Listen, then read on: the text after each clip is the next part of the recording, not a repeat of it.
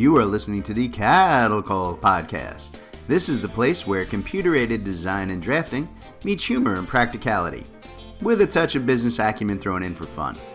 Jim and Rocco, the owners of ZenTech Consultants, the premier U.S. technology consulting firm for architecture, engineering, construction, and manufacturing, discuss the fascinating world of CAD with some humor and some honesty. The Cattle Call podcast. Hello, everybody, and welcome to another episode of the Cattle Call podcast with Jim and Rocco from ZenTech Consultants. I am Jim, your cuddly and lovable host, and with me, as always, is my partner, Rocco. I don't know who says he's cuddly or lovable, but yeah, let's let him believe that. Maybe his wife tells him that, but I know his wife, and I don't think she says that about him. Not even a little bit. She got other words from me, but this is a family show. We can't use those.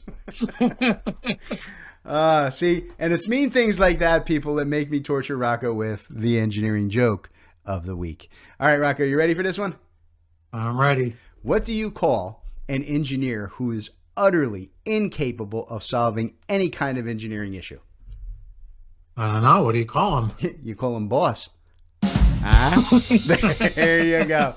I know the engineers out there like that. All right, folks. So we have an old friend back on the show with us today. Tim Yarris, the Senior Product Manager for Civil 3D at Autodesk, is back with us again. So, Tim, thanks for joining us and being back on the show, sir. Hey, thanks for having me. It's always great to be here. Thank you, Tim. See, I'm just saying, Tim thinks I'm very cuddly. I'm just pointing it out. He said it to me many times. Jim, you're putting words in my mouth, and I'm not comfortable with that at all. And I don't blame you. But I digress. We digress. I didn't know that this was going to be part of the script here. Despite me torturing poor Tim, he always drops by when there are big announcements or changes in the infrastructure space. And he is here to talk to us about the drop of Civil 3D 2025.1 and all of the cool things that entails. He's also here to tell us a little bit about, some of the other stuff that's coming our way soon from Autodesk. But before we get into that, though, let's let Tim introduce himself to new listeners who may not already know him. So, Tim, why don't you tell folks a little bit about your background and what do you handle over at Autodesk? All right. So I've been with Autodesk for just over 18 years now, so it's been a good run.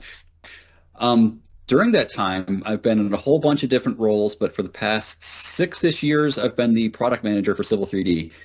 And what that means is I'm responsible for the general Civil 3D product roadmap and what that entails. And also the folks on our product management team are generally responsible for both a product and an industry segment. So I'm responsible for Civil 3D as a product, and I'm also responsible for the land development industry segment and what specific needs they need. So I work with a lot of other product managers to balance the needs of the land dev industry segment against those of road, rail, bridge, and other segments in the overall Civil 3D roadmap. Not too bad. You just handles a couple of things, nothing major. Yeah, one or two. One or two. All right, so look, those of you guys out there who work, with Autodesk, that, one of the actual benefits of being on subscription with Autodesk products, it's the regular updates that we do get throughout the year. And, the 2025 release of Civil 3D has been out for a while now. And the 2025.1 version just came out, I think like a week or two ago, with a lot of really powerful updates and tools for all of us. In particular, there's been a big push in terms of, speed and automation that I really like. I think those are important things.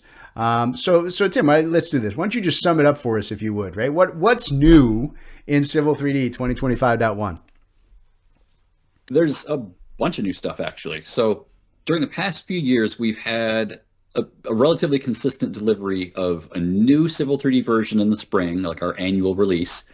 And then during the course of the rest of the year, we release regular updates to add new capabilities and fix known issues. The trend has generally been that the new version in the spring is somewhat light on new functionality because it's really meant to be a platform for cool new stuff that we come out with during the updates. And the Civil 3D 2025.1 definitely fits that pattern because there's a ton of great new capabilities for things like new design and annotation capabilities for railway design, bunch of enhancements to core Civil 3D performance and general productivity. And there's a huge new update for Dynamo for Civil 3D to really help people with automation tasks. Nice, yeah. So a big push on Dynamo. We're going to talk about that in a little while, but so let's get Rocco in on the conversation here. So talking about Dynamo, right? We run Dynamo classes, right, for both Civil 3D and Revit here at Zentech. I mean, when you're having conversations with people, do you see them having a lot of interest in Dynamo's capabilities, particularly in the infrastructure space? It's we're definitely seeing greater interest, yeah, for sure, and it's both on the architecture and the infrastructure end, actually. So yeah, if you guys are interested in learning more about those classes, hit up our website or feel free to reach out to us. Be happy to talk to you some more. There you go. Give Rocco something to do for a change. All right. So look, it's always great, right, to get the latest updates and the new toys for our software. But I think it's really important, that the tools that we get are focused on addressing issues and concerns that we face every day in the real world. Like throwing out tools like, oh, there's a new light mode and a new dark mode in the update. That's fine. Those are secondaries to my mind, right? But what we really need are tools that make us more efficient on the daily. And I think the team, Tim's team does just an absolutely great job on providing those to us, primarily because he's been very, very careful about engaging the end users in this decision-making process of what's coming out. So Tim, can you kind of walk our listeners through the decision-making process that you use for, picking, I guess, what tools to add or update in a new release, at least as it pertains to user feedback? Yeah, sure.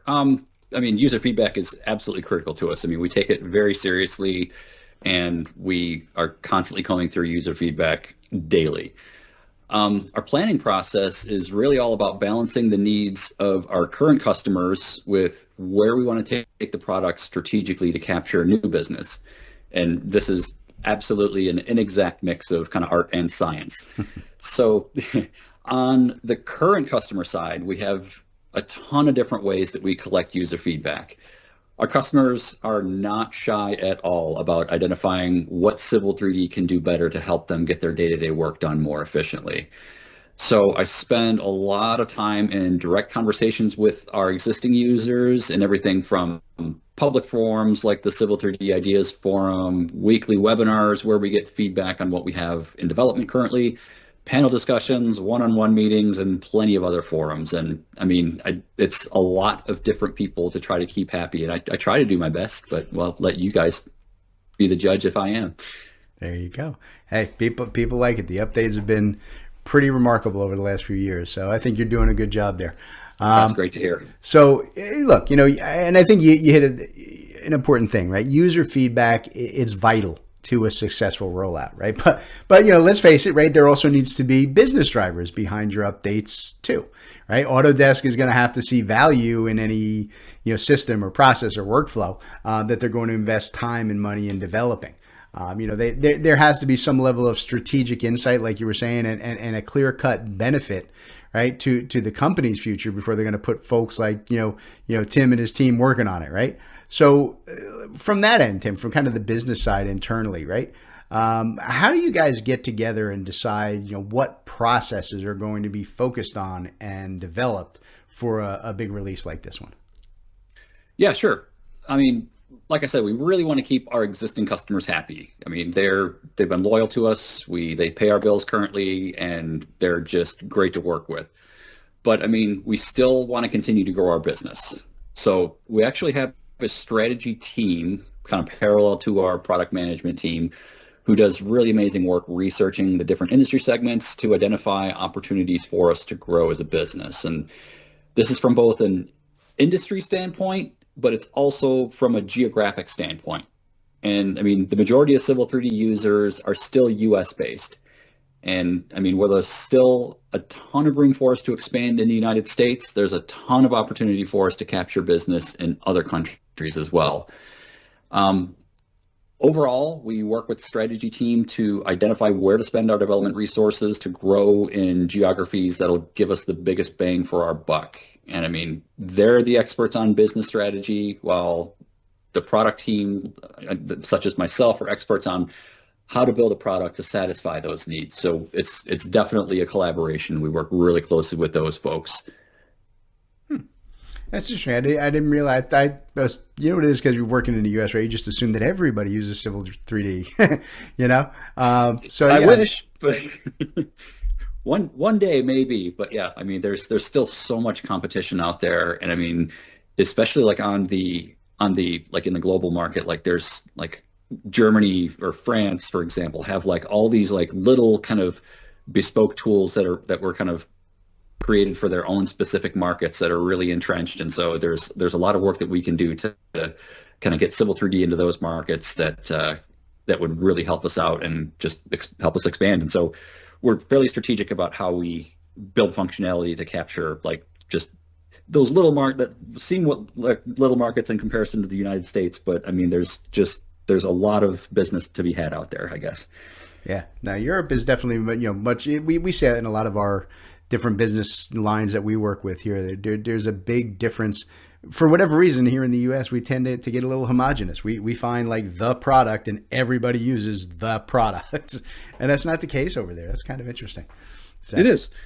All right, folks, I'll tell you what, let's get a quick break in here so we can hear from today's sponsor. And when we get back, I want to talk to Tim about future plans at Autodesk and some of their focus on these new processes they put into this new release of Civil 3D.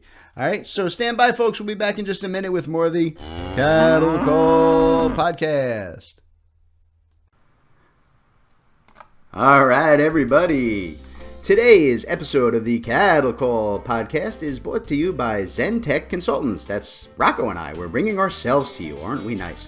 So we wanted to talk to you guys today about some of the things that we offer at Zen-Tech Consultants. In particular, we wanted to talk to you today about our offerings around developing and upgrading your CAD standards. We are here to help you guys with all of your CAD standard needs, from ongoing drafting and design support to block and library development, full CAD standards development, right, CAD version upgrades, really whatever it is that you guys need when it comes to developing, implementing, and tweaking your current CAD standards. Or like I said, if you don't have any yet, we can help you build them from scratch. So Rocco, why don't you tell all the good folks how they can reach out to us and start that conversation? Yeah, there's a lot of information, people, on our website, zentechconsultants.net. That's ZENTEK consultants.net. Or you can give us a call, 866-824-4459, or even drop us an email, sales@zentechconsultants.net. Ooh, nice. CAD standards from Zen-Tech Consultants. You're listening to the Cattle Call Podcast. Hello, everybody, and welcome back to the Cattle Call Podcast. We're talking with Tim Yarris of Autodesk once again. Tim's one of our favorite and most frequent guests, and we love having him on because he's always happy to give us kind of a behind-the-curtain look at what's going on over at Autodesk, right? So long as he doesn't run afoul of the lawyer, so he's careful that way. So that's a good thing. I'm flattered. There you go. One thing that I did want to hit on with the 2025.1 release is that there seems to be a huge focus on the development of the Dynamo for Civil 3D functionality, right? And I was really genuinely surprised at how extensively Autodesk has focused on this in this new release. So Tim, can you give us some detail on what Dynamo improvements you've added in this release, and what's kind of the driving factor behind putting in that level of effort in this development? Yeah, you bet. So like I said, this update includes a huge refresh for Dynamo for Civil 3D. Main highlights here are that we included a bunch of new sample graphs to help inspire folks what can be done with Dynamo, but we also added over 1,100 new nodes for both Civil 3D and base AutoCAD functionality that really opens up Dynamo to help you automate things that you just wouldn't believe. For background, as we build Civil 3D workflows, we do our best to add APIs so that customers and third-party developers can customize Civil 3D to fit their needs. And this is great, but not everybody's a programmer. Dynamo really helps to kind of democratize Civil 3D customization and workflow automation. It's a like you guys are well aware, it's a visual programming tool that lets you set up simple graphs with just kind of boxes and lines that connect them, which makes customization a lot less intimidating for somebody just like a general Civil 3D user or even like a software product manager to do. And so the new sample graphs really reduce the learning curve quite a bit. So if you haven't checked out Dynamo for Civil 3D yet, I highly, highly encourage you to do so, because you can really do a ton of great stuff with it now. Yeah, it really is. I mean, I'll give everybody listening an example, right? We actually just did a project here at Zentech for one of our clients in Dynamo. And basically, sounds like a real simple thing. What they had was a series of nested blocks, right? So blocks inside of blocks inside of blocks, where some of them layers were set by layer and some of them they were not. Some were set by color and, some were set by style. And they just needed to get it consistent across, I think it was like 6,500 blocks. And they were looking at it like, this is something it's going to take months and months of someone going in to explode them and change it. And we were able to just take it and just build them out, the whole process in Dynamo for them, and just let them run it once, and it was done inside of a couple of hours. It was absolutely incredible. So that's the kind of an impact Dynamo can really have. Staggering. Yeah, and you can keep that. Yeah, and you can just kind of save that graph for later on, and then if you happen to run into that problem later on or something similar, you can just tweak the graph and run it again and save yourself even more time, right? Absolutely. That's it. It's automation and efficiency. It's what it's all about. All right, so it is fall here yet again on the show, and that means that Autodesk University is just around the corner, right? And Tim always has a lot going on out there, and I always make a point of getting Tim to kind of give us a preview of what folks are going to see at AU, particularly on the civil infrastructure side, to kind of help you guys understand why it might be beneficial for you to attend if you're listening in. So Tim, what's on the agenda for the civil infrastructure space at AU this year that you think is important our listeners should know about? Well, yeah, it's going to be a very, very full week for me, but I mean, attendees, it can be just as full of a week as mine, or just as full as they want it to be, really. On my side, on Monday and Tuesday, the product team has one room reserved where we're hosting a series of different interactive customer discovery sessions on some of the key things that we have on our radar for next year. Each session is about an hour long, and it's limited to around about 20 customers. So they're very small, targeted sessions and very interactive. So a lot of group discussions and kind of talking through hard problems and that kind of thing. Otherwise, I'm really excited that I'm going to be co-presenting a couple classes with customers. One on using quarters and site grading contexts, and another one on using Civil 3D and info drainage together for comprehensive drainage system design and analysis. Nice. Yeah. And then finally, another great session I'm going to be presenting with the rest of the Civil 3D team is our annual AEC Futures session on civil infrastructure. And in years past, this was an invitation-only event, but this year it's available in the AU session catalog for anybody to sign up for. So this is our favorite session because it lets us highlight not only what's new in the products recently, but it also gives customers a sneak peek at what we're going to be working on in the coming year. This session, as usual, it filled up really quickly when registration opened up, but we just found out this week that they gave us a bigger room. So if you're going to AU and weren't able to get into the session the first time, search the course catalog for CES 3892 and sign up. That you should be off the wait list and you'll be able to get in the door. Nice. All right, so Rocco, right? I always wonder about the attendees at AU, right? I mean, I've attended like a half dozen or so times myself, and the crowds are always huge. Out of our client base, right? Who do you see attending in person at AU the most, right? Is it engineers? Is it architects? Is it construction people? Who's going out there? I find that it's really a mix, and I guess over the years it's been mostly folks with medium to large size firms. I mean, Tim, you can check us here because you're out there every year. But that's what I see. What I really like about what Autodesk has been doing over the past couple years is making most, if not all, of the sessions available online. So if you're not able to be there in person, at least you can enjoy the benefits of the recordings, or be there live, right? Because even after AU is over, you can access a lot of those sessions. So yeah, that's what I see. I mean, I like if we kick it back to Tim, is that a valid statement, or am I just crazy? No, you're dead on. Absolutely. It probably hurts Jim for me to say that. Yeah, you're dead on, Rocco. You're right. It does. It's painful, but I'll let it happen once in a while, just for you. I appreciate that. Yeah, I mean, if you can't join Autodesk University Live, there are plenty of ways to get the experience at home. And I mean, like you said, most of the classes are recorded and they're going to be posted to the AU website soon after AU is done. Like, I mean, for example, I just got done recording one of the classes that I'm teaching at, and that's going to be going up pretty much right after AU. So good stuff happening there. And I got another one to record too. Some of the sessions are also, they're live streamed. I mean, including the AEC's Futures for Civil Infrastructure session I mentioned a minute ago. So if you can't be there live to heckle me, then you can heckle me virtually. How's that?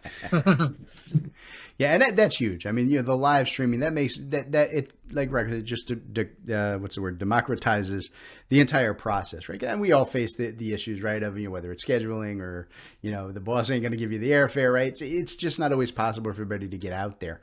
But live streaming and the recorded events and giving people access to it from where they are. And the other thing, like I think Rocco hit it dead on, for me, a lot of times when I would go, particularly, I was teaching out there, I was doing presentations, there were events going on at the same time that I wanted to attend. And I think what you guys have done in saying, look, we're going to record most of this, and even if you're at event A and you wanted to see event B, which is running at the same time, you can watch that one later. You can watch that next Tuesday when you get back to the office. I think that's huge, and it makes such a difference for people.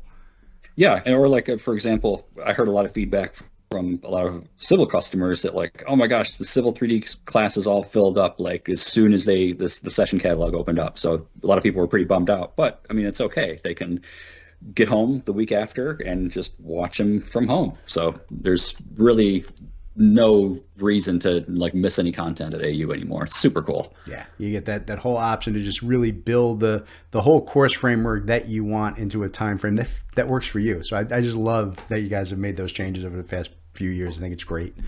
So all right, so look, as Tim knows, I always like to give him the last word on the show so that he can tell us about something important or something that's just cool that I didn't know that I should ask him about and that the lawyers won't yell at him for. So, Tim, what about it? What thought would you like to leave the listeners with today, sir? I mean, probably just to stay up to date. And I guess I mean that in a couple different ways. First, I mean, if you have control, you as a user have control over what gets installed on your computer. So if you have control over updating Civil 3D on your machine, make sure you stay up to date with the latest versions and updates. Even if it takes you time to get up to speed with some of the new workflows that we put in the product, update to update, just the performance gains that we put in with each update are so worth the time that it takes to install it. I mean, just simple enhancements like opening a complex drawing and editing and rebuilding corridors and surfaces, the performance gains that we've put in there are just going to save you so much time, and you don't have to go through any sort of learning curve to get that value. It's free new stuff that it just adds to your productivity and just gives you more hours in the day, really. And I guess the second thing is to stay up to date with what it is that we're doing to improve Civil 3D and make sure your voice is heard. My default recommendation for how to do that is generally to visit our public roadmap so you can vote and comment on what's on our radar so that you can influence the future of the products. So, I mean, just, yeah, stay in touch, stay updated, and just don't be shy about using all the value of the product that you're already paying for, and make sure that you use your voice to make sure that we're making the product even better as time goes on. Not bad. I tell you what, it wouldn't be a podcast if you didn't remind people about the roadmap at least once. I'm nothing anything if not predictable, right? You always hit it, though. That's a beautiful thing, and it is vital, folks. Get out there and get on it and see what's going down. And with that, I think we're going to let you all go back so you can start downloading Civil 3D 2025.1, and you can all start ordering your AU tickets, right? And I just want to thank Tim one more time for taking the time out today to be with us here once again. We always appreciate having you on, Tim.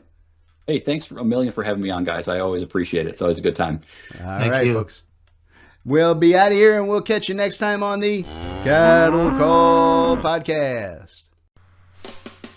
All right, everybody. Today's Cattle Call was brought to you courtesy of Zentech Consultants. That's Rocco and I. Zentech Consultants works with design and manufacturing firms to help our clients purchase and implement the software that they need in these complex industries. We provide a single point of contact for clients to buy, develop, and learn the most vital software systems for your specific needs. Zentech strives to be your trusted technology partner from your initial needs all the way through long-term support and training for your entire staff. So Rocco, why don't you tell them how to reach out to Zentech? All right, yeah, you can reach out to us through zentechconsultants.net.